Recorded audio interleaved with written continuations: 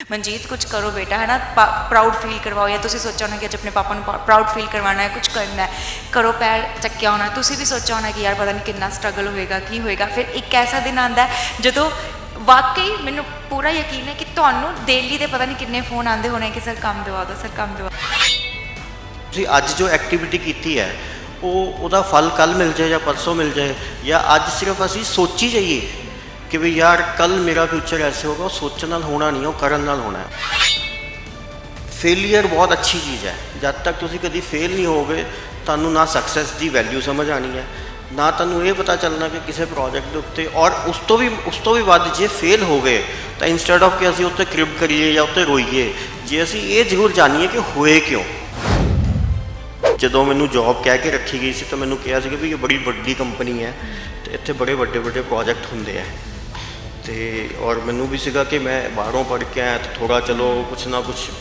तो जो जाके देखा तो उत्थे मतलब 3-4 कंप्यूटर ही सीगे ते उन्हां कोल पिछले 1 साल तो कोई प्रोजेक्ट नहीं।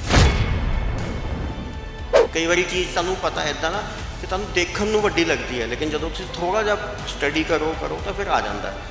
तो फिर असी वो चैनल बनाया, पूरा चंगी तरह सैट किया और वो चैनल असी लोकल केबल पर लॉन्च किया। वो मेरे दोस्त है गरेवाल जी, चैनल का नाम है जोश टीवी।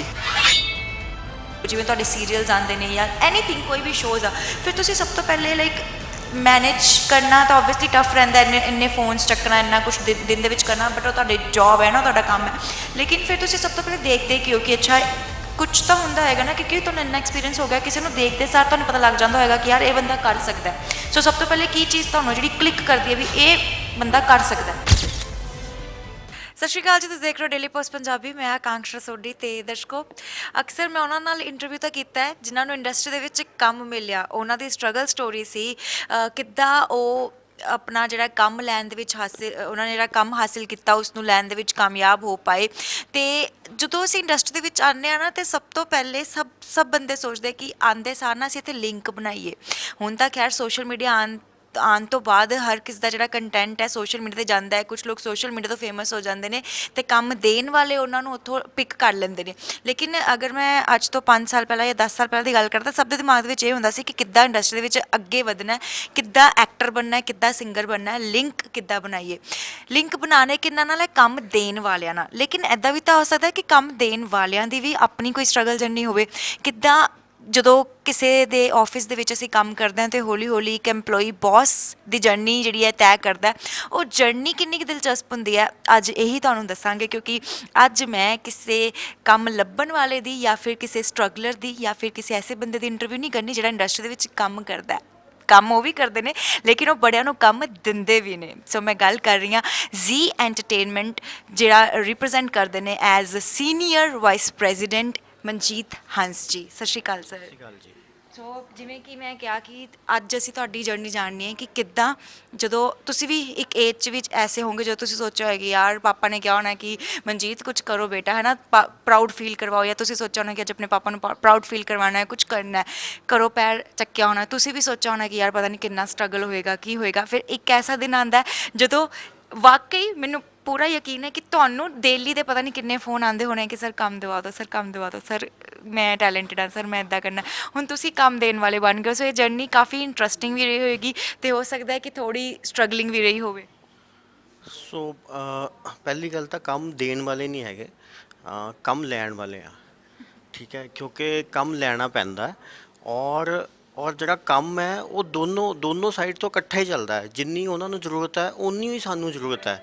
ਇੱਦਾਂ ਨਹੀਂ ਹੈ, ਕਿਉਂਕਿ ਅਸੀਂ ਵੀ ਹਮੇਸ਼ਾ ਅੱਛੇ ਟੈਲੈਂਟ ਦੀ ਖੋਜ 'ਚ ਰਹਿੰਦੇ ਹਾਂ। ਠੀਕ ਹੈ, ਔਰ ਉਹ ਲੋਕ ਜੋ ਸਾਹਮਣੇ ਹੈਗੇ ਉਹ ਅੱਛੇ ਪਲੇਟਫਾਰਮ ਦੀ ਖੋਜ 'ਚ ਰਹਿੰਦੇ ਆ। ਸੋ ਜਦੋਂ ਮੌਕੇ 'ਤੇ ਜਾਂ ਜਿਸ ਪ੍ਰੋਜੈਕਟ ਦੇ ਹਿਸਾਬ ਨਾਲ ਜਦੋਂ ਮਿਲਦੇ ਆ ਤਾਂ ਉਹਦੇ 'ਚ ਦੋਨਾਂ ਦਾ ਫਾਇਦਾ, ਕੋਈ ਵੱਡਾ ਛੋਟਾ ਨਹੀਂ ਹੈ, ਦੋਨੋਂ ਬਰਾਬਰ ਦੇ ਹੀ ਹੈ। ਵੈਸੇ ਇਹ ਗੱਲ ਜਿਹੜੀ ਤੁਸੀਂ ਕਹੀ ਹੈ ਤਾਂ ਕਿਤੇ ਨਾ ਕਿਤੇ ਸੱਚ ਹੈ, ਕਿਉਂਕਿ ਮਜ਼ਦੂਰਾਂ ਦੇ ਨਾਲ ਹੀ ਕੋਈ ਫੈਕਟਰੀ ਚੱਲਦੀ ਹੈ, ਉੱਦਾਂ ਹੀ ਜਿਹੜੀ ਸਾਡੀ ਇੰਡਸਟਰੀ ਹੈ ਕਲਾਕਾਰਾਂ ਦੇ ਨਾਲ ਹੀ ਚੱਲਦੀ ਹੈ। ਅਤੇ ਜਦ ਤੱਕ ਚੰਗੇ ਕਲਾਕਾਰ ਨਹੀਂ ਹੋਣਗੇ ਤਦ ਤੱਕ ਡਾਇਰੈਕਟਰ ਪ੍ਰੋਡਿਊਸਰਸ ਵੀ ਕਿੱਥੇ ਇਨਵੈਸਟ ਕਰਨਗੇ, ਤਦ ਤੱਕ ਚੈਨਲਸ ਵੀ ਕੀ ਦਿਖਾਉਣਗੇ। ਲੇਕਿਨ ਕਿਤੇ ਨਾ ਕਿਤੇ ਤੁਹਾਨੂੰ ਲੱਗਦਾ ਨਹੀਂ ਕਿ ਜਦੋਂ ਬਹੁਤ ਘੱਟ ਲੋਕਾਂ ਦੀ ਇਹ ਸੋਚ ਹੈ, ਸਭ ਨੂੰ ਐਂ ਲੱਗਦਾ ਕਿ ਤੇਰੇ ਵਰਗੇ ਤਾਂ 36 ਆਉਂਦੇ ਨੇ, ਤੂੰ ਰਿਪਲੇਸ ਹੋਇਆ ਤਾਂ ਅਸੀਂ ਹੋਰ ਨਵਾਂ ਲਿਆਵਾਂਗੇ। ਨਹੀਂ ਦੇਖੋ ਪਤਾ, ਜਿਹੜਾ ਘਰੋਂ ਮਿਹਨਤ ਕਰਕੇ ਆਇਆ, ਜਿਹਨੂੰ ਪਤਾ ਹੈ ਕਿ ਉਹਨੇ ਜਾਣਾ ਕਿੱਥੇ ਹੈ, ਉਹ ਆਪਣੀ ਮੰਜ਼ਿਲ ਤੇ ਪਹੁੰਚ ਹੀ ਜਾਂਦਾ ਹੈ। ਪ੍ਰੋਬਲਮ ਉੱਥੇ ਆਉਂਦੀ ਹੈ ਕਿ ਅਸੀਂ ਚਾਹੁੰਦੇ ਜ਼ਰੂਰ ਹਾਂ ਵੀ ਅਸੀਂ ਉੱਥੇ ਤੱਕ ਜਾਣਾ ਹੈ, ਲੇਕਿਨ ਉਹਦੇ ਲਈ ਐਫਰਟ ਕੁਝ ਨਹੀਂ ਕਰਦੇ, ਕਿਉਂਕਿ ਤੁਹਾਡਾ ਅੱਜ ਦਾ ਜੋ ਕੀਤਾ ਹੋਇਆ ਉਹੀ ਤੁਹਾਡੇ 2 ਸਾਲ 3 ਸਾਲ ਬਾਅਦ ਜਾ ਕੇ ਉਹਨੇ ਫਰੂਟ ਦੇਣਾ ਹੈ। ਤੁਸੀਂ ਅਗਰ ਸੋਚੋ ਕਿ ਤੁਸੀਂ ਅੱਜ ਜੋ ਐਕਟੀਵਿਟੀ ਕੀਤੀ ਹੈ ਉਹਦਾ ਫਲ ਕੱਲ੍ਹ ਮਿਲ ਜਾਏ ਜਾਂ ਪਰਸੋਂ ਮਿਲ ਜਾਏ, ਜਾਂ ਅੱਜ ਸਿਰਫ ਅਸੀਂ ਸੋਚੀ ਜਾਈਏ ਕਿ ਵੀ ਯਾਰ ਕੱਲ ਮੇਰਾ ਫਿਊਚਰ ਐਸੇ ਹੋਗਾ, ਉਹ ਸੋਚਣ ਨਾਲ ਹੋਣਾ ਨਹੀਂ, ਉਹ ਕਰਨ ਨਾਲ ਹੋਣਾ ਹੈ। ਅੱਜ ਜੋ ਤੁਸੀਂ ਆਪਣੇ ਉੱਤੇ ਇਨਵੈਸਟ ਕਰੋਗੇ, ਅਗਰ ਅੱਜ ਦਾ ਦਿਨ ਖੋਤਾ ਤੇ ਤੁਸੀਂ ਸਮਝੋ ਅਗਲੇ ਅਗਲੇ ਆਉਣ ਵਾਲੇ 3-4 ਸਾਲਾਂ ਦੇ ਅਗਲੇ 3-4 ਮਹੀਨੇ ਹੋਏ ਹੈ, ਕਿਉਂਕਿ ਅੱਜ ਦਾ ਇੱਕ ਦਿਨ ਦਾ ਇੱਕ ਐਫਰਟ ਤੁਹਾਨੂੰ ਪਤਾ ਨਹੀਂ ਕਿੱਥੇ ਲੈ ਕੇ ਜਾ ਸਕਦਾ। ਸੋ ਉਹ ਆਉਣਗੇ 36 ਆਉਂਦੇ ਆ, 36 ਜਾਣ ਵਾਲੀ ਮਤਲਬ ਅਸੀਂ ਤਾਂ ਮੈਂ ਕਦੀ ਇੱਦਾਂ ਨਾ ਮੈਂ ਬੋਲਿਆ ਨਾ ਅਸੀਂ ਸੁਣਨਾ ਚਾਹੁੰਦੇ ਹਾਂ, ਠੀਕ ਹੈ। ਜਿਹੜਾ ਘਰੋਂ ਤਿਆਰੀ ਕਰਕੇ ਆਇਆ, ਜਿਹੜਾ ਮਿਹਨਤ ਕਰਕੇ ਆਇਆ, ਉਹਨੂੰ ਉਹਦੀ ਜਗ੍ਹਾ ਮਿਲ ਕੇ ਰਹਿਣੀ ਹੈ। ਉਹ ਚਾਹੇ ਮੈਂ ਬੈਠਾ ਹੋਊਗਾ ਜਾਂ ਕੋਈ ਹੋਰ ਬੈਠਾ ਹੋਏਗਾ, ਉਹਨੇ ਆਪਣੀ ਮੰਜ਼ਿਲ 'ਤੇ ਪਹੁੰਚ ਹੀ ਜਾਣਾ। ਬਹੁਤ ਸੋਹਣੀ ਗੱਲ ਦੱਸੀ ਤੁਸੀਂ। ਤੇ ਜਿਵੇਂ ਕਿ ਮੈਂ ਪਹਿਲਾਂ ਵੀ ਕਿਹਾ ਕਿ ਜਦੋਂ ਤੁਸੀਂ ਛੋਟੇ ਹੋਵੋਗੇ ਹੈ ਨਾ, ਜਿਵੇਂ ਅਸੀਂ ਵੀ ਇੱਕ ਟਾਈਮ ਤੇ ਸੋਚ ਲਿਆ ਹੋਊਗਾ, ਮੈਂ ਵੀ ਸੋਚਿਆ ਹੋਊਗਾ ਕਿ ਮੇਰੇ ਆਹ ਸੁਪਨੇ ਆ, ਮੈਂ ਪਾਪਾ ਨੂੰ ਮਨਾਇਆ ਹੋਊਗਾ। ਤੁਸੀਂ ਅਗਰ ਆਪਾਂ ਇੰਡਸਟਰੀ ਦੀ ਗੱਲ ਕਰੀਏ ਐਜ਼ ਅ ਬਿਜ਼ਨਸਮੈਨ, ਮੈਂ ਤੁਹਾਨੂੰ ਦੇਖਦੀ ਹਾਂ ਕਿ ਤੁਸੀਂ ਇੰਡਸਟਰੀ ਦੇ ਵਿੱਚ ਬਿਜ਼ਨਸਮੈਨ ਹੋ। ਸੋ ਤੁਸੀਂ ਬਿਜ਼ਨਸਮੈਨ ਨਹੀਂ ਹਾਂ, ਮੈਂ ਤਾਂ ਸੈਲਰੀ ਜੌਬ ਕਰਦਾ ਹਾਂ। ਸੋ ਤੁਸੀਂ ਕਦੋਂ ਲਾਈਕ ਜਦੋਂ ਨਿੱਕੇ ਹੁੰਦੇ ਸੀ, ਤੁਸੀਂ ਜਿਵੇਂ ਅਸੀਂ ਅੱਜ ਤੁਹਾਡੀ ਸਿਰਫ ਸਟਰਗਲ ਜਰਨੀ ਆ, ਤੁਹਾਡੀ ਇਹ ਜਿੰਨੀ ਵੀ ਸਫ਼ਰ ਤੁਹਾਡਾ ਰਿਹਾ ਹੁਣ ਤੱਕ ਦਾ ਹੈ ਨਾ, ਜ਼ੀ ਐਂਟਰਟੇਨਮੈਂਟ ਨੂੰ ਸਾਂਭਣ ਦਾ, ਇੰਨੇ ਆਪਣੇ ਸਾਰੀ ਇੰਡਸਟਰੀ ਨੂੰ ਨਾਲ ਜੋੜ ਕੇ ਚੱਲਣ ਦਾ, ਇਹ ਸਫ਼ਰ ਐਕਚੁਅਲ 'ਚ ਮੈਂ ਪੁੱਛਾਂ ਸਟਾਰਟ ਕਦੋਂ ਹੋਇਆ?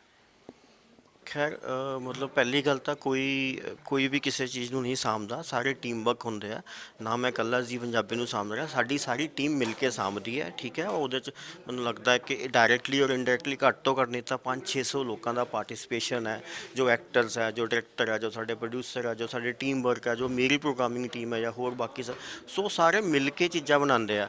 ਇਹ ਜ਼ਰੂਰ ਹੁੰਦਾ ਕਿ ਮੈਨੂੰ ਇੱਦਾਂ ਲੱਗਦਾ ਵੀ ਡਰਾਈਵਰ ਇੱਕ ਹੁੰਦਾ ਕਿ ਨਹੀਂ ਤਾਂ ਫਿਰ ਉਹ ਬੱਸ ਇੱਧਰ ਉੱਧਰ ਹੋਣ ਲੱਗ ਪੈਂਦੀ ਹੈ। ਤਾਂ ਸਾਨੂੰ ਪਤਾ ਹੁੰਦਾ ਅਸੀਂ ਜਾਣਾ ਕਿੱਥੇ, ਲੇਕਿਨ ਉਹਦੇ 'ਚ ਕਈ ਚੀਜ਼ਾਂ ਮਿਲ ਕੇ ਉਹ ਜਰਨੀ ਕੰਪਲੀਟ ਹੁੰਦੀ ਹੈ। ਜਿਹੜੀ ਤੁਸੀਂ ਗੱਲ ਕਹਿ ਰਹੇ ਸੀਗੇ ਵੀ ਤੁਹਾਨੂੰ ਛੋਟੇ ਹੁੰਦਾ ਕਿੱਦਾਂ ਲੱਗਦਾ ਸੀ, ਤਾਂ ਮੈਨੂੰ ਇੱਦਾਂ ਲੱਗਦਾ ਕਿ ਜਿਹੜਾ ਤੁਹਾਡਾ ਫੋਕਸ ਹੈ ਨਾ, ਉਹ ਇੰਸਟੈਡ ਆਫ ਡੈਸਟੀਨੇਸ਼ਨ ਜਾਂ ਮਾਈਲਸਟੋਨ ਜਾਂ ਕੋਈ ਉਹਦੇ ਨਾਲੋਂ ਤੁਹਾਡੀ ਜਰਨੀ ਅਗਰ ਅੱਛੀ ਹੋਏਗੀ ਨਾ, ਬਾਕੀ ਚੀਜ਼ਾਂ ਫਰੂਟ ਨੇ, ਬਾਕੀ ਚੀਜ਼ਾਂ ਬਾਏ ਡਿਫਾਲਟ ਆ ਜਾਣਗੀਆਂ। ਅਗਰ ਤੁਹਾਨੂੰ ਇੱਦਾਂ ਲੱਗੇ ਵੀ ਮੇਰੀ ਜਿਹੜੀ ਜਰਨੀ ਹੈ ਜੇ ਮੈਂ ਉਹ ਠੀਕ ਕਰਨੀ ਹੈ, ਮਤਲਬ ਕਿਉਂਕਿ ਫੇਲੀਅਰ ਬਹੁਤ ਅੱਛੀ ਚੀਜ਼ ਹੈ। ਜਦ ਤੱਕ ਤੁਸੀਂ ਕਦੀ ਫੇਲ ਨਹੀਂ ਹੋਗੇ, ਤੁਹਾਨੂੰ ਨਾ ਸਕਸੈਸ ਦੀ ਵੈਲਿਊ ਸਮਝ ਆਉਣੀ ਹੈ, ਨਾ ਤੁਹਾਨੂੰ ਇਹ ਪਤਾ ਚੱਲਣਾ ਕਿ ਕਿਸੇ ਪ੍ਰੋਜੈਕਟ ਦੇ ਉੱਤੇ, ਔਰ ਉਸ ਤੋਂ ਵੀ ਵੱਧ ਜੇ ਫੇਲ ਹੋ ਗਏ ਤਾਂ ਇੰਸਟੈਡ ਆਫ ਕਿ ਅਸੀਂ ਉੱਤੇ ਕ੍ਰਿਬ ਕਰੀਏ ਜਾਂ ਉੱਤੇ ਰੋਈਏ, ਜੇ ਅਸੀਂ ਇਹ ਜ਼ਰੂਰ ਜਾਣੀਏ ਕਿ ਹੋਏ ਕਿਉਂ। ਮਤਲਬ ਹਰ ਬੰਦਾ ਔਰ ਕਿਤੇ ਵੀ ਹੋ ਸਕਦਾ, ਚਾਹੇ ਉਹ ਪਰਸਨਲ ਰਿਲੇਸ਼ਨਸ਼ਿਪ 'ਚ ਹੋਏ, ਚਾਹੇ ਉਹ ਬਿਜ਼ਨਸ 'ਚ ਹੋਏ, ਚਾਹੇ ਉਹ ਜੌਬ 'ਚ ਹੋਏ, ਤੁਹਾਨੂੰ ਫੇਲੀਅਰ ਕਿਤੇ ਨਾ ਕਿਤੇ ਮਿਲਦੇ ਆ। ਲੇਕਿਨ ਪ੍ਰੋਬਲਮ ਸਭ ਤੋਂ ਵੱਡੀ ਸਾਡੀ, ਮਤਲਬ ਮੈਂ ਅੱਜ ਮੋਸਟਲੀ ਸਾਡੇ ਜਿੱਦਾਂ ਮੇਰੇ ਨਾਲ ਵੀ ਬਹੁਤ ਸਾਰੇ ਹੁੰਦੇ ਆ, ਜਾਂ ਮੈਂ ਉਹਨਾਂ ਨੂੰ ਹਮੇਸ਼ਾ ਕਹਿੰਦਾ ਹੋ ਗਏ ਕੋਈ ਪ੍ਰੋਬਲਮ ਨਹੀਂ ਹੈ, ਲੇਕਿਨ ਹੋਣ ਤੋਂ ਬਾਅਦ ਅਗਰ ਅਸੀਂ ਉਹਨੂੰ ਐਨਾਲਾਈਜ਼ ਹੀ ਨਹੀਂ ਕੀਤਾ ਕਿ ਵੀ ਕਿਉਂ ਹੋਏ ਸੀ, ਅਗਰ ਉਹ ਕਾਰਨ ਹੀ ਨਹੀਂ ਲੱਗ ਪਾਏ, ਇਹਦਾ ਮਤਲਬ ਕਿ ਅਸੀਂ ਦੂਜੇ ਇੱਕ ਹੋਰ ਫੇਲੀਅਰ ਦੀ ਤਿਆਰੀ ਖੁਦ ਕਰ ਰਹੇ ਹਾਂ। ਸੋ ਉਹ ਬਹੁਤ ਜ਼ਰੂਰੀ ਹੈ ਕਿ ਜਦੋਂ ਤੁਹਾਡੀ ਜਰਨੀ ਹੈ, ਉਹ ਜਰਨੀ 'ਚ ਪਾਸ ਹੋਣਾ, ਫੇਲ ਹੋਣਾ, ਫਲੋਪ ਹੋਣਾ, ਸੁਪਰ ਹਿੱਟ ਹੋਣਾ, ਇਹ ਤਾਂ ਪ੍ਰੋਸੈਸ ਹੈ। ਮਤਲਬ ਇੰਨੀ ਹਾਲੀਵੁੱਡ ਦੀਆਂ ਫਿਲਮਾਂ ਆਉਂਦੀਆਂ, ਇੰਨੀ ਬਾਲੀਵੁੱਡ ਦੀਆਂ ਫਿਲਮਾਂ ਆਉਂਦੀਆਂ, ਐਡੇ ਵੱਡੇ ਵੱਡੇ ਡਾਇਰੈਕਟਰ, ਐਡੇ ਵੱਡੇ ਵੱਡੇ ਐਕਟਰ, ਪਰ ਸਾਰੀਆਂ ਤਾਂ ਨਹੀਂ ਸੁਪਰ ਹਿੱਟ ਹੁੰਦੀਆਂ, ਹੋ ਹੀ ਨਹੀਂ ਸਕਦੀਆਂ, ਠੀਕ ਹੈ। ਸੋ ਕੁਛ ਜਾਂਦੀਆਂ, ਕੁਛ ਨਹੀਂ ਜਾਂਦੀਆਂ, ਲੇਕਿਨ ਜਿਹੜੀਆਂ ਅੱਛੀਆਂ ਨਹੀਂ ਚੱਲੀਆਂ, ਜੇ ਉਹਨਾਂ ਦੀ ਟੀਮ ਉੱਤੇ ਬੈਠ ਕੇ ਮੁੜ ਕੇ ਉਹਨੂੰ ਐਨਾਲਾਈਜ਼ ਨਹੀਂ ਕਰਦੀ, ਉਹਨੂੰ ਫਰੋਲਦੀ ਨਹੀਂ ਵੀ ਹੋਇਆ ਕਿਉਂ, ਫਿਰ ਸ਼ਾਇਦ ਉਹ ਅਗਲੀ ਫਿਲਮ ਦੀ ਵੀ ਤਿਆਰੀ ਫਲੋਪ ਦੀ ਕਰ ਰਿਹਾ। ਸੋ ਇੱਦਾਂ ਹੀ ਲਾਈਫ ਹੈ ਕਿ ਅਗਰ ਸਾਡੇ ਨਾਲ ਕੋਈ ਵੀ ਮਤਲਬ ਇੱਦਾਂ ਦੇ ਇੰਸੀਡੈਂਟ ਹੋਏ ਜਿਹਦੇ ਕਰਕੇ ਸਾਨੂੰ ਥੋੜ੍ਹਾ ਪਿੱਛੇ ਜਾਂ ਸੈਟਬੈਕ ਆਇਆ ਜਾਂ ਪੁਸ਼ਬੈਕ ਆਇਆ, ਦੈਟ ਇਜ਼ ਓਕੇ, ਉਹ ਪਾਰਟ ਆਫ ਜਰਨੀ ਹੈ। ਧੁੱਪ ਹੈ ਤਾਂ ਛਾਂ ਹੈ, ਮਤਲਬ ਹਰ ਤਰ੍ਹਾਂ ਦੇ ਮੌਸਮ ਆਉਣੇ ਹੀ ਆ। ਪਰ ਜੇ ਅਸੀਂ ਐਨਾਲਾਈਜ਼ ਨਹੀਂ ਕੀਤਾ ਵੀ ਇਹ ਹੋਇਆ ਕਿਉਂ ਸੀ, ਸੋ ਡੈਟ ਅੱਗੇ ਨਾ ਹੋਏ, ਜਾਂ ਜਿਹੜੇ ਕੰਮ ਅਸੀਂ ਅੱਗੇ ਕਰਨੇ ਆ ਉਹਨਾਂ ਲਈ ਪਹਿਲਾਂ ਜ਼ਿਆਦਾ ਤਿਆਰੀ ਕਰਕੇ ਜਾਈਏ, ਤਾਂ ਫਿਰ ਮੈਨੂੰ ਲੱਗਦਾ ਕਿ ਜਰਨੀ ਈਜ਼ੀ ਹੋ ਜਾਂਦੀ ਹੈ। ਫਿਰ ਤੁਹਾਨੂੰ ਤੁਹਾਡੀ ਸਟਰਗਲ ਦਾ ਵੀ ਮਜ਼ਾ ਆਉਂਦਾ, ਫਿਰ ਚੈਲੰਜਸ ਦਾ ਮਜ਼ਾ ਆਉਂਦਾ, ਔਰ ਕਈ ਵਾਰੀ ਫਿਰ ਇੱਦਾਂ ਵੀ ਲੱਗਦਾ ਯਾਰ ਬੜੀ ਸਮੂਥ ਜਾ ਰਹੀ ਹੈ, ਕੁਛ ਹੋ ਨਹੀਂ ਰਿਹਾ, ਕੁਛ ਤਾਂ ਗੜਬੜ ਹੋਏ ਤਾਂ ਕਿ ਅਸੀਂ ਉਹਨੂੰ ਸੋਲਵ ਕਰੀਏ। ਸੋ ਇੱਕ ਟਾਈਮ ਦੇ ਬਾਅਦ ਮਤਲਬ ਮੈਨੂੰ ਪਰਸਨਲੀ ਇੱਦਾਂ ਲੱਗਣ ਲੱਗ ਪੈਂਦਾ ਕਿ ਜਦ ਤੱਕ ਕੋਈ ਚੈਲੰਜ ਚੁਲੇ ਨਹੀਂ ਆਉਂਦਾ, ਯਾਰ ਮਤਲਬ ਇੰਨਾ ਸਮੂਥ ਕਿੱਦਾਂ ਹੋ ਸਕਦਾ, ਕੁਛ ਤਾਂ ਹੋਏ ਤਾਂ ਕਿ ਕੁਛ ਉਹ ਫੀਲਿੰਗ ਆਉਂਦੀ ਕਿ ਕਿਤੇ ਤੂਫਾਨ ਸੇ ਪਹਿਲੇ ਵਾਲੀ ਸ਼ਾਂਤੀ ਤਾਂ ਨਹੀਂ। ਸੋ ਇਸ ਲਈ ਮਤਲਬ ਮੈਂ ਜਿੰਨਾ ਮੈਨੂੰ ਮੇਰੀ ਲਾਈਫ ਨੇ ਸਿਖਾਇਆ ਕਿ ਪਹਿਲਾਂ ਤਾਂ ਵੈਲਕਮ ਕਰੋ ਚੈਲੰਜਸ ਨੂੰ। ਚੈਲੰਜਸ ਹਮੇਸ਼ਾ ਅੱਛੇ ਹੁੰਦੇ ਆ, ਔਰ ਉਹ ਤੁਹਾਡੀ ਜਿੱਤ ਨੂੰ ਵੱਡਾ ਬਣਾਉਂਦੇ ਆ। ਜੇ ਚੈਲੰਜ ਆਏ ਬਿਨਾ ਤੁਹਾਨੂੰ ਕੋਈ ਵੀ ਚੀਜ਼ ਤੁਹਾਨੂੰ ਲਾਈਫ 'ਚ ਕਿੱਦਾਂ ਵੀ ਮਿਲ ਜਾਂਦੀ ਹੈ, ਫਿਰ ਉਹਦੀ ਵੈਲਿਊ ਹੀ ਨਹੀਂ ਰਹਿੰਦੀ। ਉਹ ਵੈਲਿਊ ਤਦ ਹੀ ਬਣਦੀ ਹੈ ਜਦੋਂ ਤੁਹਾਨੂੰ ਮਿਹਨਤ ਕਰਨ ਤੋਂ ਬਾਅਦ ਮਿਲੀ। 2-4 ਸੈਟਬੈਕ ਲੱਗੇ, ਤੁਸੀਂ ਫਿਰ ਹਾਰੇ ਨਹੀਂ, ਫਿਰ ਤੁਸੀਂ ਅੱਗੇ ਗਏ, ਤਾਂ ਫਿਰ ਮੈਨੂੰ ਲੱਗਦਾ ਕਿ ਉਹ ਸਕਸੈਸ ਦਾ ਜਾਂ ਉਹ ਪ੍ਰੋਜੈਕਟ ਦੇ ਸਫਲ ਹੋਣ ਦਾ ਮਜ਼ਾ ਡਬਲ ਹੋ ਜਾਂਦਾ। ਜੀ, ਜਿਵੇਂ ਕਿ ਮੈਂ ਪਹਿਲਾਂ ਵੀ ਕਹਿ ਰਹੀ ਸੀ ਕਿ ਇੱਕ ਹਰ ਕਿਸ ਦੀ ਜਰਨੀ ਇੱਕ ਸਟੈਪ ਤੋਂ ਸਟਾਰਟ ਹੁੰਦੀ ਹੈ, ਅਤੇ ਤੁਸੀਂ ਸ਼ੁਰੂ ਤੋਂ ਹੀ ਸੋਚਿਆ ਸੀਗਾ ਕਿ ਇਸੀ ਐਂਟਰਟੇਨਮੈਂਟ ਇੰਡਸਟਰੀ ਦੇ ਵਿੱਚ ਆਉਣਾ ਹੈ ਜਾਂ ਇਹੀ ਸਭ ਕਰਨਾ ਹੈ, ਜਾਂ ਫਿਰ ਕੁਝ ਹੋਰ ਗੋਲਸ ਸੀਗੇ, ਜਾਂ ਤੇ ਜਰਨੀ ਇੱਧਰੋਂ ਜ਼ਿਆਦਾ ਬੈਨੀਫੀਸ਼ੀਅਲ ਲੱਗੀ ਅਤੇ ਇੱਧਰ ਥੋੜ੍ਹਾ ਮੂਵ ਹੋ ਗਏ? ਨਹੀਂ, ਮੈਂ ਤਾਂ ਮਤਲਬ ਬਿਲਕੁਲ ਬਾਏ ਐਕਸੀਡੈਂਟ ਮੀਡੀਆ ਲਾਈਨ 'ਚ ਆਇਆ। ਮੇਰਾ ਕੋਈ ਵਿਚਾਰ ਨਹੀਂ ਸੀ ਮੀਡੀਆ 'ਚ ਆਉਣ ਦਾ, ਮਤਲਬ ਐਂਟਰਟੇਨਮੈਂਟ ਵਾਲੇ ਦਾ। ਉੱਦਾਂ ਜ਼ਰੂਰ ਸ਼ੁਰੂ ਤੋਂ ਹੀ ਮਤਲਬ ਉਹ ਕਹਿੰਦੇ ਕਿ ਹਲਕਾ ਹਲਕਾ ਕਿਤੇ ਨਾ ਕਿਤੇ ਹੁੰਦਾ। ਜਿੱਦਾਂ ਅਸੀਂ ਜਦੋਂ ਅਸੀਂ ਬਚਪਨ 'ਚ ਹੁੰਦੇ ਸੀ 10th 11th 'ਚ, ਤਾਂ ਸਕੂਲ ਦੀ ਜਿਹੜੀ ਉਹ ਫੰਕਸ਼ਨ ਹੁੰਦੇ ਆ ਉਹ ਆਰਗੇਨਾਈਜ਼ ਕਰਨਾ, ਉਹਨਾਂ 'ਚ ਮਤਲਬ ਅਸੀਂ ਅੱਗੇ ਹੀ ਹੁੰਦੇ ਸੀ। ਤਾਂ ਉਹ ਸ਼ਾਇਦ 7ਵੀਂ 8ਵੀਂ ਤੋਂ ਹੀ ਲੈ ਕੇ ਜਦ ਤੱਕ ਵੀ ਸਕੂਲ 'ਚ ਰਹੇ, ਅਤੇ ਉਹ ਜਿਹੜੀਆਂ ਐਕਟੀਵਿਟੀ ਆ ਉਹ ਜਿਹੜਾ ਸਾਡਾ ਹੀ 2-4 ਬੰਦਿਆਂ ਦਾ ਗਰੁੱਪ ਹੁੰਦਾ ਸੀ, ਉਹੀ ਸਾਰਾ ਪਲਾਨ ਕਰਦਾ ਸੀ। ਅਤੇ ਉਹ ਚਲੋ ਇੱਕ ਮਤਲਬ ਉਹ ਈਵੈਂਟ ਔਰ ਐਂਟਰਟੇਨਮੈਂਟ ਦੇ ਨਾਲ ਹਲਕਾ ਹਲਕਾ ਨਾਤਾ ਸੀਗਾ, ਪਰ ਉਹਨੂੰ ਕਦੀ ਇੱਦਾਂ ਨਹੀਂ ਸੋਚਿਆ ਸੀ ਕਿ ਵੀ, ਕਿਉਂਕਿ ਅੱਜ ਕੱਲ੍ਹ ਕੀ ਹੈ ਨਾ, ਅੱਜ ਕੱਲ੍ਹ ਤਾਂ ਬੜੀ ਕਲੈਰਿਟੀ ਹੈ ਸਾਨੂੰ ਕਿ ਸਾਡੇ ਕੋਲ ਆਪਸ਼ਨਸ ਹੈ ਕਿ ਮੈਂ ਈਵੈਂਟ ਡਿਜ਼ਾਈਨਰ ਮੈਂ ਬਣਨਾ, ਮੈਂ ਫੈਸ਼ਨ ਡਿਜ਼ਾਈਨਰ ਬਣਨਾ, ਮੈਂ ਇਹ ਬਣਨਾ, ਸਭ। ਉਦੋਂ ਜਦੋਂ ਅਸੀਂ ਸੀਗੇ ਉਦੋਂ ਤਾਂ ਸਿਰਫ 3-4 ਪ੍ਰੋਫੈਸ਼ਨ ਹੀ ਹੁੰਦੇ ਸੀ, ਬਾਕੀ ਸਭ ਕੁਝ ਵੀ ਨਹੀਂ ਹੁੰਦਾ ਸੀ। ਮਤਲਬ ਜਾਂ ਤਾਂ ਡਾਕਟਰ ਹੈ, ਇੰਜੀਨੀਅਰ ਹੈ, ਜਾਂ ਟੀਚਰ ਹੈ, ਜਾਂ CA ਕਾਮਰਸ ਹੈ। ਇਸ ਤੋਂ ਇਲਾਵਾ ਕੋਈ ਪ੍ਰੋਫੈਸ਼ਨ ਮੰਨਿਆ ਨਹੀਂ ਜਾਂਦਾ। ਅੱਛਾ ਚਲੋ ਨਹੀਂ ਹੋਗਾ ਤਾਂ ਫਿਰ ਕਿਤੇ ਸੈੱਟ ਹੋ ਜਾਊਗਾ, ਹੈ ਨਾ, ਅਗਰ ਇਹ ਚੀਜ਼ਾਂ ਨਹੀਂ ਕਰ ਪਾਇਆ ਤਾਂ। ਉਹ ਚਲੋ ਇੰਨੀ ਕਲੈਰਿਟੀ ਸੀਗੀ ਵੀ ਨਾ ਵੀ ਅਸੀਂ ਇੱਦਾਂ, ਕਿਉਂਕਿ ਮੈਂ ਐਕਸਟਰਾ ਕਰਿਕੂਲਰ 'ਚ ਬਹੁਤ ਜ਼ਿਆਦਾ ਇਨਵੋਲਵ ਸੀਗਾ। ਖੇਡਦੇ ਵੀ ਸੀ, ਸਕਾਊਟ ਵੀ ਸੀ, NCC ਵੀ ਸੀ, ਮਤਲਬ ਇੰਨੀਆਂ 5-7 ਜਗ੍ਹਾ ਤਾਂ ਓਬਵੀਅਸਲੀ ਪੜ੍ਹਾਈ ਤੁਸੀਂ ਕਰ ਨਹੀਂ ਸਕਦੇ ਜ਼ਿਆਦਾ, ਠੀਕ ਹੈ। ਅਤੇ ਉਸ ਤੋਂ ਬਾਅਦ ਫਿਰ ਮੇਰੇ ਪੜ੍ਹਾਈ ਤੋਂ ਬਾਅਦ ਫਿਰ ਆਈ ਵੈਂਟ ਟੂ ਯੂਕਰੇਨ, ਖਾਰਕਵ। ਮੈਂ ਉੱਥੇ ਆਪਣਾ ਬੈਚਲਰ ਆਫ ਫਾਈਨ ਆਰਟਸ ਕੀਤਾ। ਫਾਈਨ ਆਰਟਸ ਕਰਨ ਤੋਂ ਬਾਅਦ ਫਿਰ ਵਾਪਸ ਇੰਡੀਆ ਆਏ, ਇੱਥੇ ਇੱਕ ਜੌਬ ਸਟਾਰਟ ਕੀਤੀ ਐਜ਼ ਅ ਐਨੀਮੇਟਰ। ਸੋ ਅਸੀਂ ਉਹ as a animator and graphic designer job start ਕੀਤੀ, ਅਤੇ ਉਹ ਕੁਛ ਸਾਲ ਉਹ 'ਚ ਕਰਦੇ ਰਹੇ ਅਸੀਂ। ਫਿਰ ਉਹ ਪ੍ਰੋਜੈਕਟ ਬਣਾਇਆ, ਇੱਕ ਪ੍ਰੋਜੈਕਟ ਸੀਗਾ ਸਿੱਖ ਇਨਸਾਈਕਲੋਪੀਡੀਆ।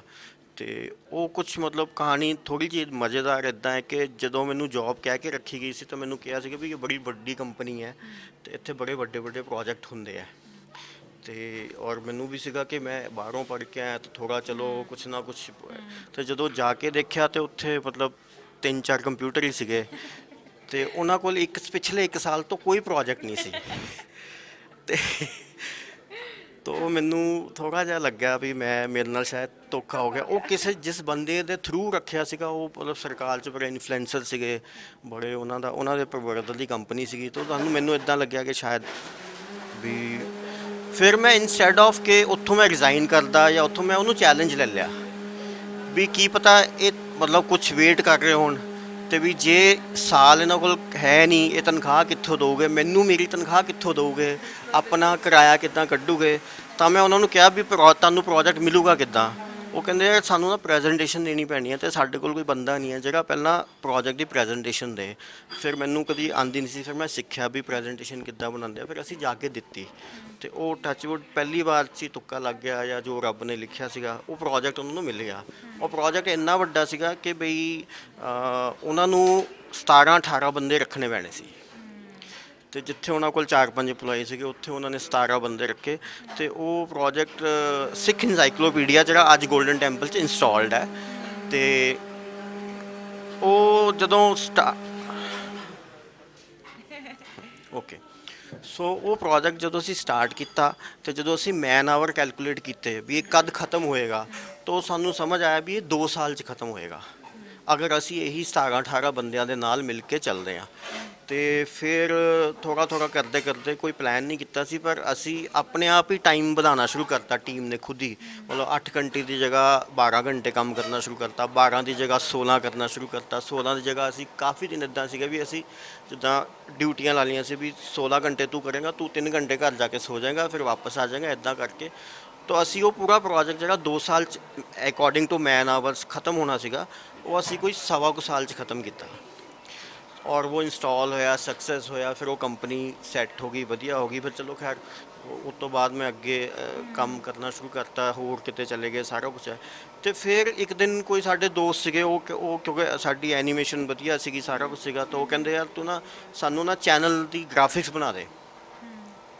ਮੈਂ ਕਿਹਾ ਯਾਰ ਮੈਨੂੰ ਤਾਂ ਪਤਾ ਹੀ ਨਹੀਂ ਹੈ ਵੀ ਚੈਨਲ ਦੇ ਗ੍ਰਾਫਿਕਸ ਸਾਨੂੰ ਆਉਂਦੇ ਨਹੀਂ ਆ ਵੀ ਅਸੀਂ ਤਾਂ ਬਾਕੀ ਚੀਜ਼ਾਂ ਬਣਾਉਂਦੇ ਆ। ਉਹ ਕਹਿੰਦੇ ਨਹੀਂ ਮੈਨੂੰ ਲੱਗਦਾ ਵੀ ਤੂੰ ਕਰ ਲੇਗਾ।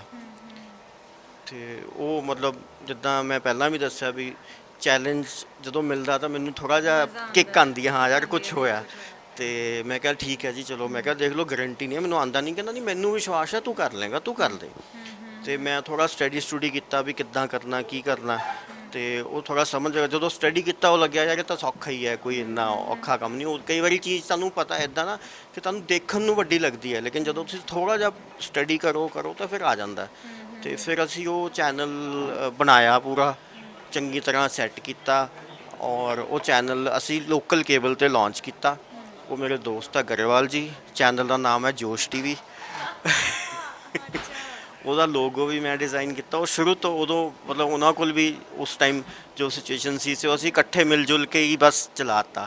ਐਂਡ ਉਹ ਲੱਕੀਲੀ ਚੈਨਲ ਲੋਕਾਂ ਨੇ ਬਹੁਤ ਪਿਆਰ ਦਿੱਤਾ, ਬਹੁਤ ਜ਼ਿਆਦਾ ਪਿਆਰ ਦਿੱਤਾ। ਤੇ ਫਿਰ ਉੱਥੋਂ ਮੇਰੀ ਮੀਡੀਆ ਲਾਈਨ 'ਚ ਐਂਟਰੀ ਹੋਈ। ਵਾਕਈ ਕਾਫੀ ਇੰਟਰਸਟਿੰਗ ਸੀਗਾ, ਲਾਈਕ ਕਿੱਦਾਂ ਲਾਈਕ ਬਹੁਤ ਟਵਿਸਟ ਐਂਡ ਜਿਹੜੇ ਪਲਾਟਸ ਆ ਰਹੇ ਇਹਦੇ ਵਿੱਚ ਕਾਫੀ ਇੰਟਰਸਟਿੰਗ ਹੈ। ਸੋ ਅੱਛਾ, ਇਹ ਤਾਂ ਅਗਰ ਆਪਾਂ ਪ੍ਰੋਫੈਸ਼ਨਲ ਲਾਈਫ ਦੀ ਗੱਲ ਕਰੀਏ ਕਿ ਅੱਗੇ ਅੱਗੇ ਚਲੋ ਕੰਮ ਜੁੜਦੇ ਗਏ, ਸਬੱਬ ਬਣਦੇ ਗਏ ਨਾ ਹੌਲੀ ਹੌਲੀ।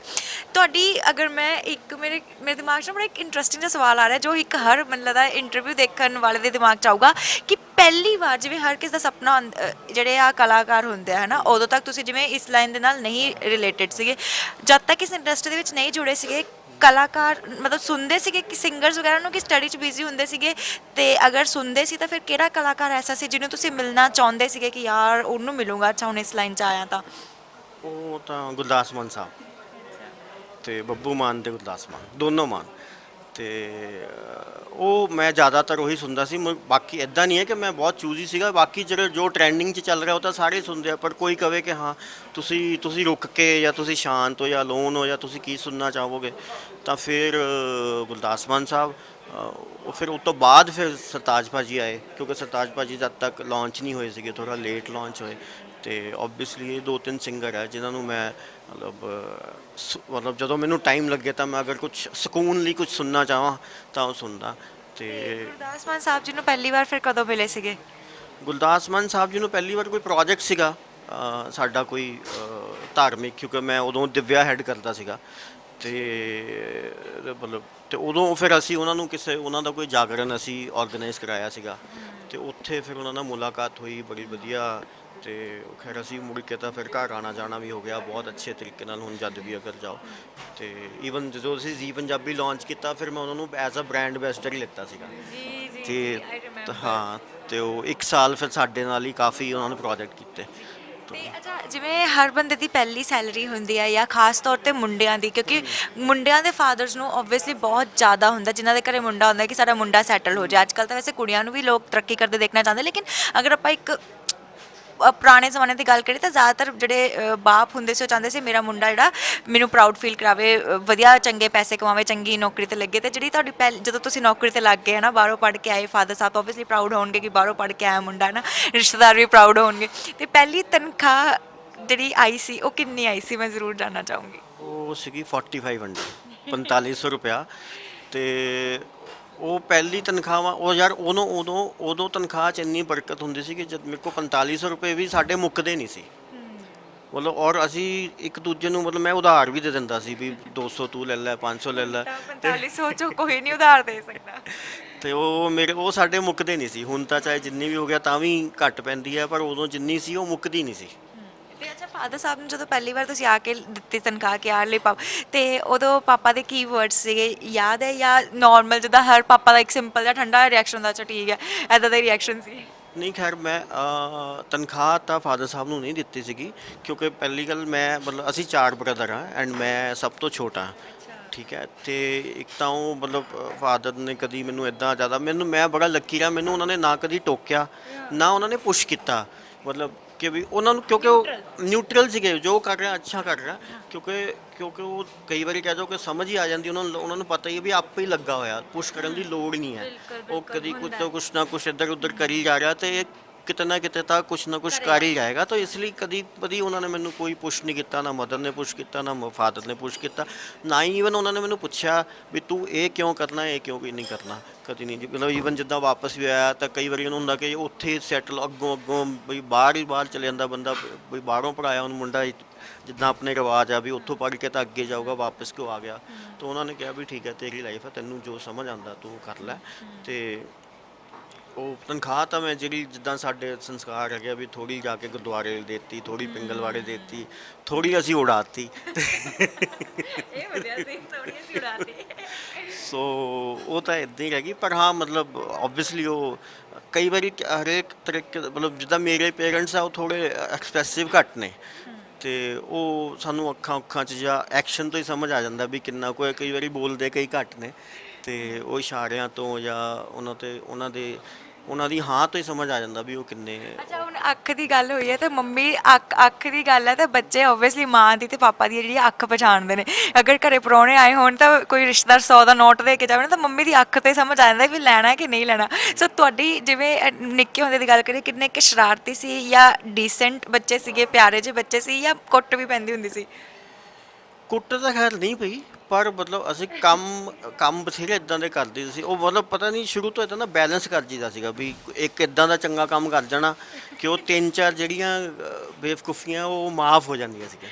ਸੋ ਔਰ ਕਹਿ ਲਓ ਦੂਜਾ ਕਿ ਮਤਲਬ ਸਭ ਤੋਂ ਛੋਟਾ ਹੋਣ ਕਰਕੇ ਵੈਸੇ ਥੋੜ੍ਹੀ ਮਤਲਬ ਵੈਸੇ ਹੀ ਬੱਚਾ ਮਤਲਬ ਕਿਉਂਕਿ 3 ਭਰਾ ਵੀ ਵੱਡੇ ਆ, ਸਾਡਾ ਏਜ ਵੀ ਡਿਫਰੈਂਸ ਹੈਗਾ, ਤਾਂ ਉਹ ਵੀ ਮਤਲਬ ਛੋਟਿਆਂ ਵਾਂਗੂ ਹੀ ਪਾਲਦੇ ਆ, ਲਾਡਲਾ ਹੀ ਸੀਗਾ। ਤਾਂ ਉਹ ਇੰਨਾ ਲਾਡਲਾ ਸੀਗਾ ਕਿ ਕੁੱਟ ਕੱਟ ਤਾਂ ਖੈਰ ਟੱਚਵੁੱਡ ਨਹੀਂ ਵੀ ਉੱਦਾਂ ਬਾਹਰੋਂ ਪੈ ਜਾਂਦੇ ਸੀ, ਕਿਉਂਕਿ ਜਿੱਦਾਂ ਮੈਂ ਹਾਕੀ ਖੇਡਦਾ ਸੀ ਉਹ ਕੋਚ ਕੁੱਟ ਦਿੰਦੇ ਸੀ, NCC ਸਕਾਊਟ ਵਾਲੇ ਮਾਸਟਰ ਕੁੱਟ ਦਿੰਦੇ ਸੀਗੇ। ਤਾਂ ਉੱਥੋਂ ਉਹ ਘਰ ਦੇ ਵਾਲਾ ਜਿਹੜਾ ਨਹੀਂ ਸੀਗਾ ਉਹ ਬਾਹਰੋਂ ਪੂਰਾ ਆ ਜਾਂਦਾ ਸੀ। ਤੇ ਕਦੀ ਮੰਮੀ ਲੜਨ ਗਏ ਵੀ ਤੂੰ ਮੈਨੂੰ, ਜਿਵੇਂ ਮਤਲਬ ਹੁੰਦਾ ਸੀਗਾ ਸਾਡੇ ਸਕੂਲ ਦੇ ਵਿੱਚ ਵੀ ਸਾਡੇ ਕਲਾਸਮੇਟਸ ਦੀ ਨਾ, ਅਗਰ ਕਲਾਸਮੇਟਸ ਨੂੰ ਕਿਸੇ ਨੇ ਮਾਰ ਦੇਣਾ ਟੀਚਰ ਨੇ ਤਾਂ ਮੰਮੀਆਂ ਨਾਲ ਲੜਨ ਆਇਆ ਨਾ, ਵੀ ਤੁਸੀਂ ਤੁਹਾਡੀ ਮਦਰ ਕਦੀ ਬਾਹਰ ਕਿਸੇ ਨਾਲ ਲੜਨ ਗਏ ਵੀ ਤੂੰ ਮੇਰੇ ਮੁੰਡੇ ਨੂੰ ਹੱਥ ਕਿਤੇ ਲਾ? ਉਹ ਥੋੜ੍ਹੇ ਉਹਨਾਂ ਦਾ ਮਤਲਬ ਔਰਾ ਹੋਰ ਤਰੀਕੇ ਦਾ, ਉਹ ਟੀਚਰ ਸੀਗੇ ਪੰਜਾਬੀ ਦੇ, ਅਤੇ ਉਹ ਟੀਚਰ ਵਾਲੇ ਹੀ ਜ਼ੋਨ 'ਚ ਰਹਿੰਦੇ ਸੀਗੇ। ਤੋਂ ਘੱਟ ਬੋਲਣਾ, ਉਹ ਮਤਲਬ ਵਧੀਆ ਬੋਲਣਾ ਥੋੜ੍ਹਾ, ਤਾਂ ਉਹ ਜ਼ੋਨ ਸੀਗਾ ਉਹਨਾਂ ਦਾ ਜ਼ੋਨ ਹੈਗਾ, ਮਤਲਬ ਉਹ ਉੱਦਾਂ ਦਾ ਹੀ ਜ਼ੋਨ ਹੈ। ਤਾਂ ਇਸ ਕਰਕੇ ਉਹ ਐਕਸਟਰਾ ਜ਼ਿਆਦਾ ਨਹੀਂ ਹੈ, ਤਾਂ ਉਹ ਵੈਸੇ ਹੀ ਡਰ ਬਣਿਆ ਰਹਿੰਦਾ ਵੀ ਇਹ ਤਾਂ ਵੈਸੇ ਹੀ ਟੀਚਰ ਹੈ। ਤਾਂ ਅਤੇ ਜਿਵੇਂ ਤੁਸੀਂ ਪਹਿਲਾਂ ਹੀ ਦੱਸ ਚੁੱਕੇ ਹੋ ਕਿ ਅਗਰ ਇੰਡਸਟਰੀ ਦੇ ਵਿੱਚ ਅਗਰ ਕਿਸੇ ਨੇ ਆਉਣਾ ਤਾਂ ਇੱਕ ਤਾਂ ਪਹਿਲਾਂ ਹੋਮਵਰਕ ਕਰਕੇ ਆਵੇ, ਚੰਗੀ ਤਰ੍ਹਾਂ ਤਿਆਰੀ ਕਰਕੇ ਆਵੇ, ਅਤੇ ਉਹ ਜਿਵੇਂ ਅਸੀਂ ਪਹਿਲਾਂ ਵੀ ਗੱਲ ਕਰ ਰਹੇ ਸੀ ਕਿ ਜਿਹਦਾ ਕੰਟੈਂਟ ਵਧੀਆ ਹੈ ਉਹਨੇ ਚੱਲਣਾ ਹੀ ਚੱਲਣਾ। ਲੇਕਿਨ ਫਿਰ ਵੀ ਤੁਹਾਨੂੰ ਬਹੁਤ ਸਾਰੇ ਲੋਕ ਅਪਰੋਚ ਕਰਦੇ ਆ, ਹੈ ਨਾ, ਬਹੁਤ ਸਾਰੇ ਲੋਕ ਚਾਹੁੰਦੇ ਹੋਣੇ ਕਿ ਤੁਸੀਂ ਇੱਕ ਵਾਰੀ ਉਹਨਾਂ ਨੂੰ ਮਿਲ ਲਓ, ਹੈ ਨਾ, ਉਹਨਾਂ ਨਾਲ ਗੱਲ ਕਰ ਲਓ, ਜਾਂ ਉਹਨਾਂ ਦਾ ਕੋਈ ਆਡੀਸ਼ਨ ਲੈ ਲਓ, ਜਿਵੇਂ ਤੁਹਾਡੇ ਸੀਰੀਅਲਸ ਆਉਂਦੇ ਨੇ ਜਾਂ ਐਨੀਥਿੰਗ, ਕੋਈ ਵੀ ਸ਼ੋਜ਼ ਆ।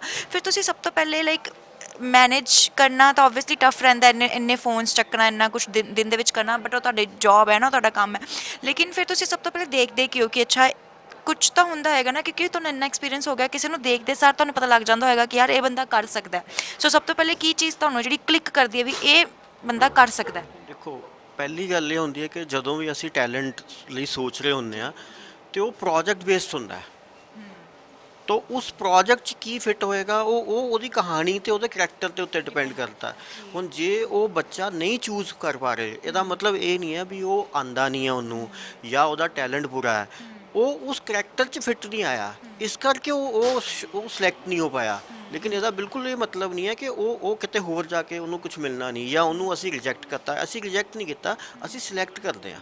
ਤਾਂ ਸਿਲੈਕਟ ਹੋਣਾ ਉਸ ਕਰੈਕਟਰ ਦੇ ਬੇਸ 'ਤੇ, ਉਸ ਕਹਾਣੀ ਦੇ ਬੇਸ 'ਤੇ। ਜਿੱਦਾਂ ਹੁਣ ਸਾਡਾ ਇੱਕ ਸੀਰੀਅਲ ਆ ਰਿਹਾ, ਨਵਾਂ ਸੀਰੀਅਲ ਹੈਗਾ ਜਿਸ 'ਚੋਂ ਕੁੜੀ ਬਾਹਰੋਂ ਆਈ ਹੈ, ਠੀਕ ਹੈ, ਬਾਹਰੋਂ ਆ ਕੇ, ਤਾਂ ਫਿਰ ਉਹ ਓਬਵੀਅਸਲੀ ਉਹਦੀ ਲੁੱਕ ਦੇ ਵਿੱਚੋਂ ਹਲਕਾ ਜਿਹਾ NRI ਪਨ ਝਲਕਣਾ ਚਾਹੀਦਾ ਹੈ, ਉਹਦੇ ਐਕਸੈਂਟ 'ਚੋਂ ਹਲਕਾ ਜਿਹਾ ਉਹਦਾ ਐਕਸੈਂਟ ਬੈਟਰ ਹੋਣਾ ਚਾਹੀਦਾ ਨੋਰਮਲ ਪੰਜਾਬੀ ਤੋਂ, ਠੀਕ ਹੈ। ਸੋ ਇਹ ਉਸ ਕਰੈਕਟਰ ਦੀ ਡਿਮਾਂਡ ਹੈ।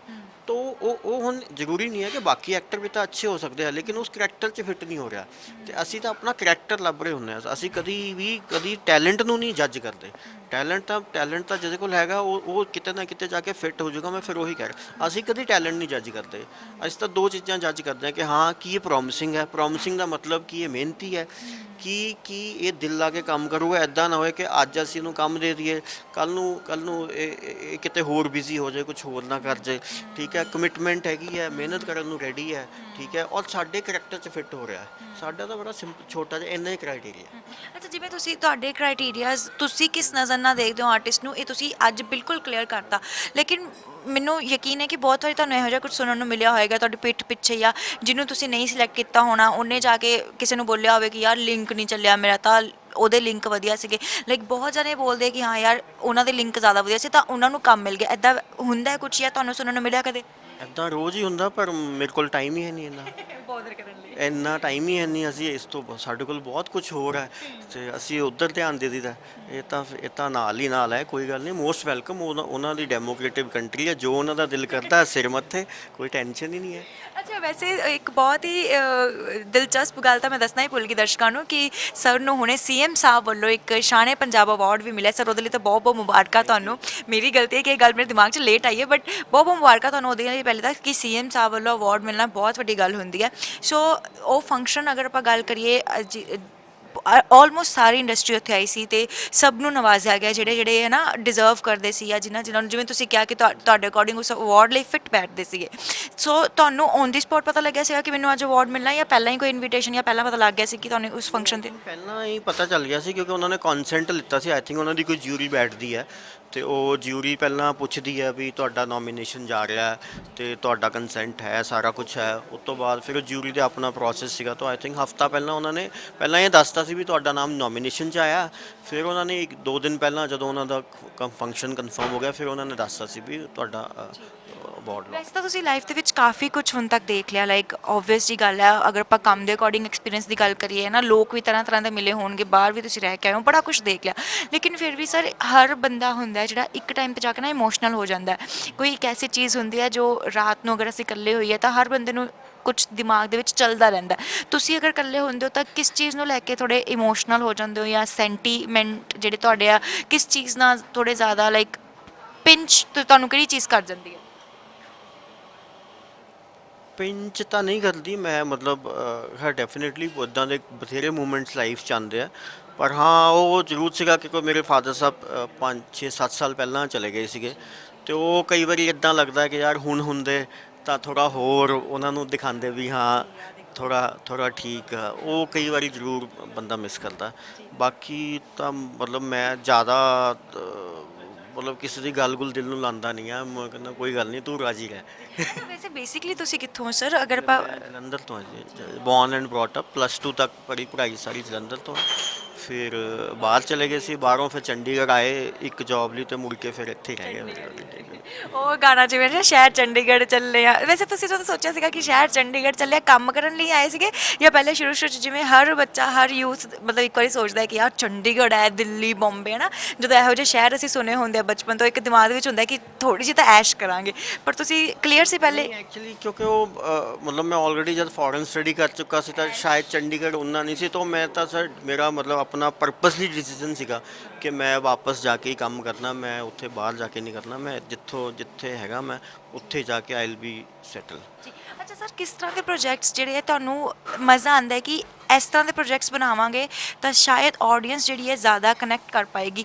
ਤੁਸੀਂ ਜਿਵੇਂ ਆਪਾਂ ਐਕਟਰ ਦਾ ਤਾਂ ਦੇਖ ਲਿਆ ਕਿ ਤੁਸੀਂ ਕਿਸ ਤਰੀਕੇ ਨਾਲ ਚੂਜ਼ ਕਰਦੇ ਹੋ ਕਰੈਕਟਰ, ਸਟੋਰੀ ਕਿਸ ਤਰੀਕੇ ਨਾਲ ਚੂਜ਼ ਕਰਦੇ ਹੋ? ਸਟੋਰੀ ਕੀ ਸੋਚ ਕੇ, ਜਿਵੇਂ ਜਿੰਨੇ ਵੀ ਤੁਹਾਡੇ ਸੀਰੀਅਲਸ ਆਏ ਆ, ਇਹ ਓਬਵੀਅਸਲੀ ਤੁਹਾਡੇ ਨਾਲ ਮੀਟਿੰਗਸ ਹੋਈਆਂ ਹੋਣਗੀਆਂ, ਬਹੁਤ ਸਾਰੀ ਡਿਸਕਸ਼ਨਸ ਹੋਈਆਂ ਹੋਣਗੇ, ਤਾਂ ਜਾ ਕੇ ਇੱਕ ਕਨਸੈਪਟ, ਇੱਕ ਸੀਰੀਅਲ ਜਿਹੜਾ ਲਾਂਚ ਹੁੰਦਾ ਆ। ਸਟੋਰੀ ਜਾਂ ਕਨਸੈਪਟ ਤੁਸੀਂ ਕੀ ਸੋਚ ਕੇ ਕੰਸੀਡਰ ਕਰਦੇ ਹੋ ਕਿ ਅੱਛਾ ਯਾਰ ਠੀਕ ਹੈ?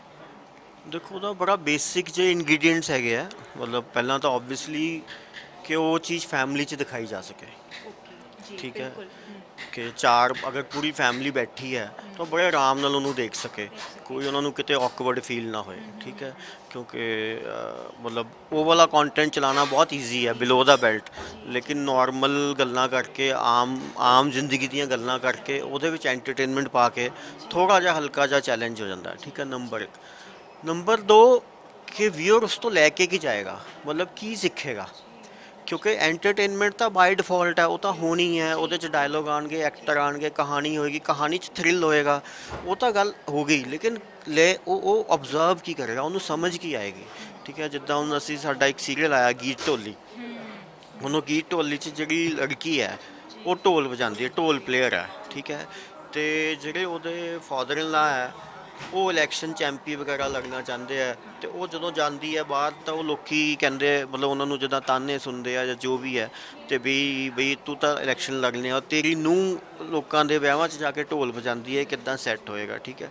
ਸੋ ਸੋ ਪਰ ਅਸੀਂ ਉੱਥੇ ਮੈਸੇਜ ਇਹ ਨਹੀਂ ਦਿੱਤਾ ਕਿ ਉਹ ਢੋਲ ਪਲੇਅਰ ਹੈ, ਅਸੀਂ ਉੱਥੇ ਮੈਸੇਜ ਸਿਰਫ ਇੰਨਾ ਹੀ ਦਿੱਤਾ ਹੈ ਕਿ ਪਹਿਲੀ ਗੱਲ ਤਾਂ ਜੈਂਡਰ ਸਟੀਰੀਓਟਾਈਪ ਨਹੀਂ ਹੋਣਾ ਚਾਹੀਦਾ, ਬਈ ਕੋਈ ਵੀ ਇੱਕ ਪ੍ਰੋਫੈਸ਼ਨ ਦੇ ਉੱਤੇ ਜੈਂਡਰ ਦਾ ਧੱਬਾ ਨਹੀਂ ਲੱਗਣਾ ਚਾਹੀਦਾ ਕਿ ਲੈਟਸ ਸੇ ਡਰਾਈਵਿੰਗ ਤਾਂ ਸਿਰਫ ਮਰਦ ਹੀ ਕਰ ਸਕਦੇ ਆ, ਜਾਂ ਪਾਇਲਟ ਚਲੋ ਹੁਣ ਤਾਂ ਹੋ ਗਏ ਬਹੁਤ ਸਾਰੇ, ਪਰ ਅੱਜ ਤੋਂ ਆਈ ਥਿੰਕ 10 15 20 ਸਾਲ ਪਹਿਲਾਂ ਪਾਇਲਟ ਜਾਂ ਸਿਰਫ ਮੇਲ ਹੀ ਹੁੰਦੇ ਸੀ, ਆਰਮੀ 'ਚ ਵੀ ਬਾਅਦ 'ਚ ਜਾਣੇ ਸ਼ੁਰੂ ਹੋ ਗਏ, ਤਾਂ ਸੋ ਡਿਵਾਈਸ ਕੋਈ ਅਸੀਂ ਡਿਵਾਈਸ ਢੋਲ ਲਿੱਤੀ ਹੈ, ਢੋਲ ਦੀ ਜਗ੍ਹਾ ਹਾਕੀ ਵੀ ਹੋ ਸਕਦੀ ਹੈ, ਢੋਲ ਦੀ ਜਗ੍ਹਾ ਬੰਸਰੀ ਵੀ ਹੋ ਸਕਦੀ ਹੈ, ਢੋਲ ਦੀ ਜਗ੍ਹਾ ਕੁਝ ਵੀ ਹੋ ਸਕਦਾ ਹੈ, ਲੇਕਿਨ ਅਸੀਂ ਜੋ ਉਹਨਾਂ ਨੂੰ ਮੈਸੇਜ ਦਿੱਤਾ ਉਹ ਇਹ ਹੈ ਕਿ ਜੇ ਤੁਹਾਡਾ ਕੋਈ ਪੈਸ਼ਨ ਹੈ ਜਾਂ ਤੁਹਾਡਾ ਦਿਲ ਕਰਦਾ, ਫਿਰ ਉਹਦੇ ਤੁਸੀਂ ਇਹ ਨਹੀਂ ਸੋਚਣਾ ਵੀ ਇਹ ਮਰਦ ਕਰ ਸਕਦਾ ਕਿ ਔਰਤ ਕਰ ਸਕਦੀ ਹੈ, ਉਹ ਤਾਂ ਇਨਸਾਨ ਕਰ ਸਕਦਾ ਹੈ, ਉਹ ਤੁਹਾਡਾ ਪੈਸ਼ਨ ਜਦ ਹੋਏਗਾ ਫਿਰ ਤੁਸੀਂ ਜਿੱਤ ਜਾਓਗੇ। ਹੁਣ ਕਿਉਂਕਿ ਉਹ ਕੁੜੀ ਦਾ ਪੈਸ਼ਨ ਹੈ, ਉਹਦਾ ਪਤੀ ਉਹਦੇ ਅੱਧੇ ਘਰ ਦੇ ਉਹਦਾ ਸਾਥ ਦਿੰਦੇ ਆ, ਹੌਲੀ ਹੌਲੀ ਆਈ ਥਿੰਕ ਬਾਕੀ ਜਿੱਦਾਂ ਅੱਗੋਂ ਕਹਾਣੀ ਇਨਵੋਲਵ ਹੋਏਗੀ ਹੋ ਜਾਏਗਾ, ਲੇਕਿਨ ਉਹ ਮਕਸਦ ਸਾਡਾ ਇਹ ਹੁੰਦਾ ਕਿ ਅਸੀਂ ਜਦੋਂ ਸਟੋਰੀ ਜਾਂ ਕੁਝ ਵੀ ਦਈਏ ਉਹਦੇ 'ਚੋਂ ਲੈ ਕੇ ਕੀ ਜਾਣਗੇ, ਉਹ ਮਤਲਬ ਉਹਨਾਂ ਨੂੰ ਮਿਲੇਗਾ ਕਿ ਐਂਟਰਟੇਨਮੈਂਟ ਤਾਂ ਬਾਈ ਡਿਫਾਲਟ ਮਿਲ ਜਾਂਦੀ ਹੈ,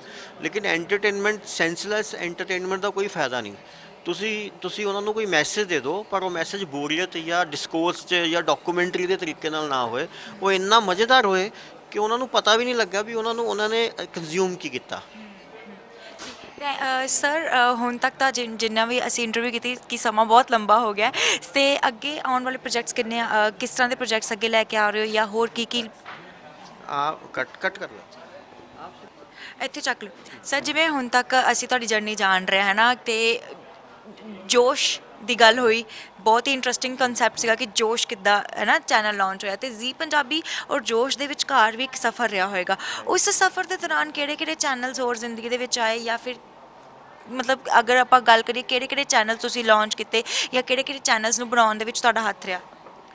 ਸੋ ਆਈ ਥਿੰਕ ਮਤਲਬ ਮੈਨੂੰ ਲੱਗਦਾ ਵੀ ਮੈਂ ਆਪਣੇ ਰੀਜਨ ਦੇ ਵਿੱਚ ਸ਼ਾਇਦ ਇਕਲੌਤਾ ਮੀਡੀਆ ਪ੍ਰੋਫੈਸ਼ਨਲ ਹਾਂ ਜਿਹਨੇ ਆਪਣੀ ਲਾਈਫ 'ਚ ਤਕਰੀਬਨ 5 ਚੈਨਲ ਲਾਂਚ ਕੀਤੇ। 5 ਚੈਨਲ ਲਾਂਚ ਕਰਨ ਦਾ ਸਬੱਬ ਮੈਨੂੰ ਮਿਲਿਆ, ਕਿਉਂਕਿ ਇਹ ਸਭ ਨੂੰ ਮਿਲਦਾ ਨਹੀਂ ਆ। I feel my self very Lucky ਕਿ ਵੀ ਉਹ ਮਿਲਿਆ। ਤੋ ਜੋ ਉਸ ਤੋਂ ਬਾਅਦ ਫਿਰ ਅਸੀਂ ਦਿਵਿਆ ਚੈਨਲ ਲਾਂਚ ਕੀਤਾ, ਧਾਰਮਿਕ ਚੈਨਲ, ਜੋ ਇੰਡੀਆ ਦਾ ਫਰਸਟ ਸਪਿਰਚੁਅਲ ਮਿਊਜ਼ਿਕ ਚੈਨਲ ਸੀਗਾ।